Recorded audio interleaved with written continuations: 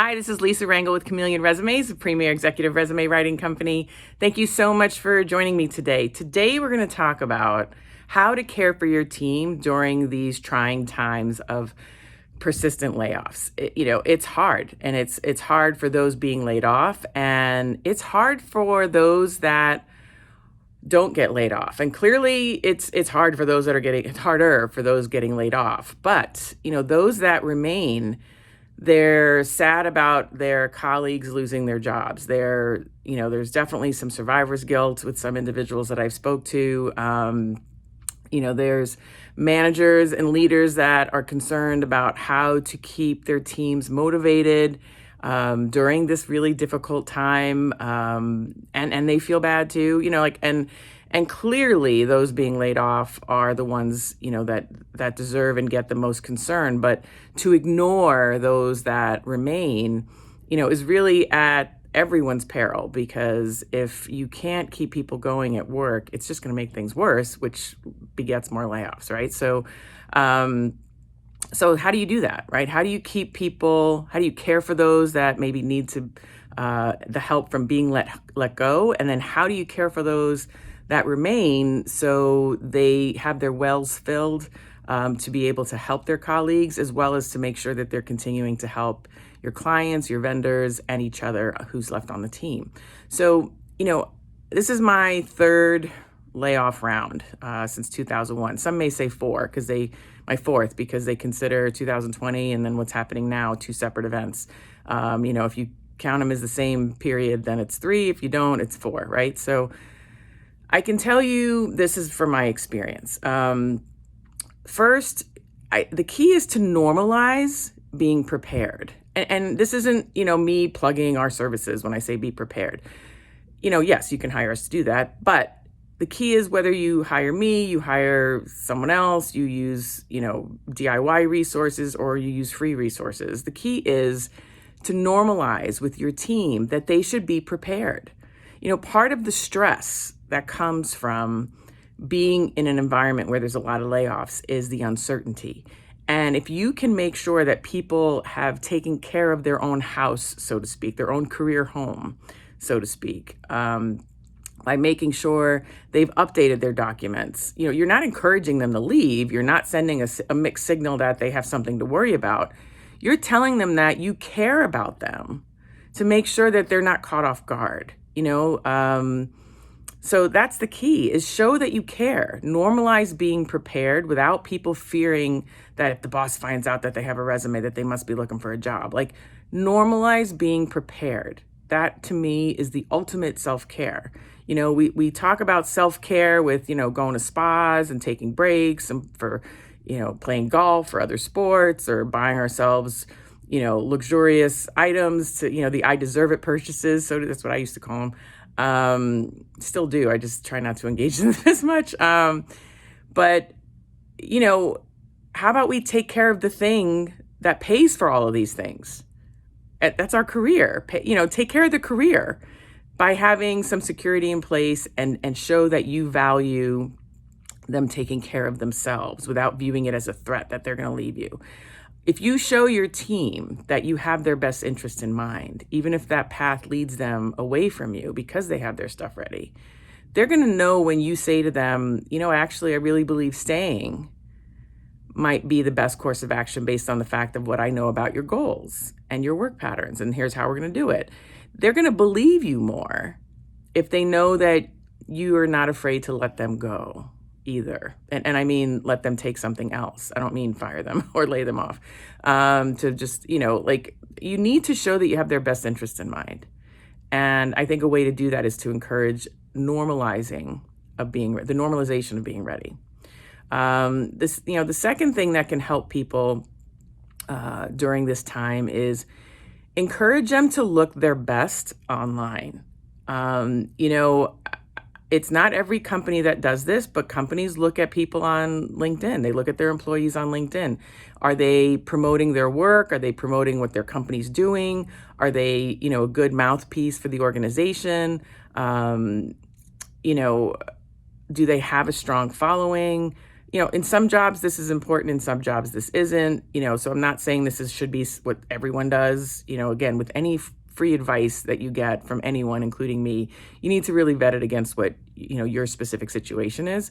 But, companies sometimes do look at how the individuals are portraying themselves in the marketplace. Are they looking like they are resting on their laurels on LinkedIn and haven't updated anything? So if they're all of a sudden laid off, does the company look like they're laying off their B players, or is this person, prominent and got their game on and they're current and they have a great, following and they have great engagement, and now when they're let go, it looks like they're letting go the A players, right? So you want to look like you're worth retaining.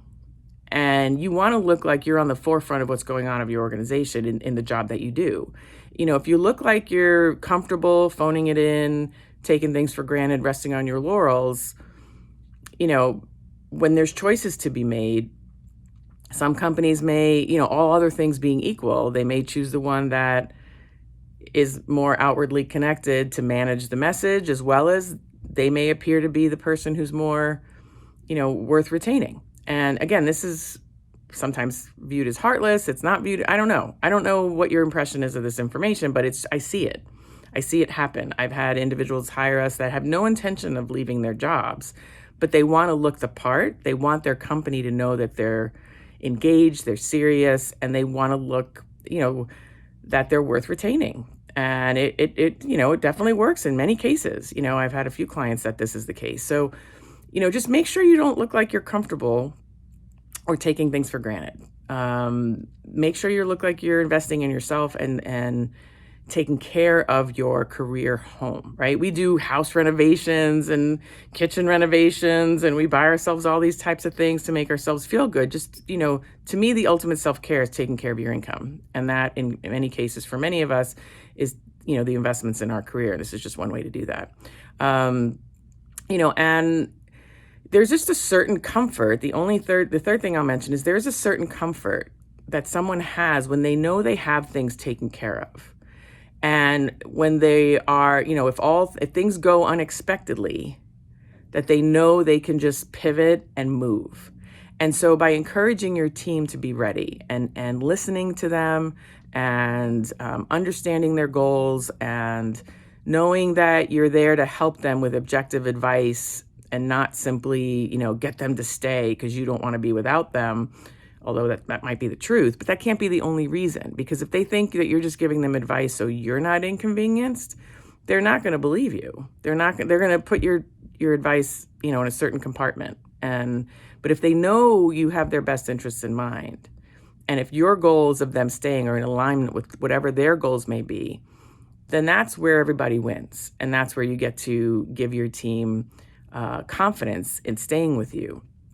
And actually, when they do have things ready and they do have exploratory conversations, and often enough, they see that what they have is the best gig going. So they don't want to leave when things get uncertain at work. They're willing to stick it out sometimes. And then they're staying because they have conviction, and they're not staying because they feel stuck and have no other opportunities. I mean, you would much rather people stay because they're choosing to stay after doing their research versus they stay and they feel stuck. When people feel stuck, it's hard for them to be motivated at work. 100%. So, that's another reason why encouraging people to be ready and talk and explore, you're just making stronger employees that eventually work for you, that do work for you and hopefully stay with you. And then, by giving that same advice to those who you've had to lay off, it shows that you're there to support them. It shows that this was maybe beyond your control, but you're there to support them. Or if it was within your control, that, you're still seeing them as a person who needs support and help and guidance and connection. So, I think just taking care of people and making sure that you encourage them to take care of themselves and you're there for them is really the best way to help your team during these really trying times when there's, layoffs that are very abundant in many industries and many areas around the world, around the country. So I hope this helps. If you think this is of interest to you, you can book a call with us, and we can explore how we might be able to help you get ready or help your team normalize being ready. That's really the message I want in all this. It's not that sexy of a message sometimes, but I think chasing people who are getting laid off is not the best way to do business. I've always been a person who says get prepared, pretend you're laid off, pretend you're fired. Today is like, it was my podcast that I did in 2017 or 18 for a year. My continuous message is take care of yourself and be prepared, and encourage those around you to be prepared. That's, to me, what brings inner peace in so many ways. We can't change what's going on the world on the outside, but we can give ourselves peace on the inside, but knowing that we're covered and we're taken care of. So that's my message to you today. I wish you peace. And again, if you want to chat with us, explore how we do this for people, how we've done this for our clients, you can check out my LinkedIn recommendations. You can book the call with us using the link provided, and have a great day.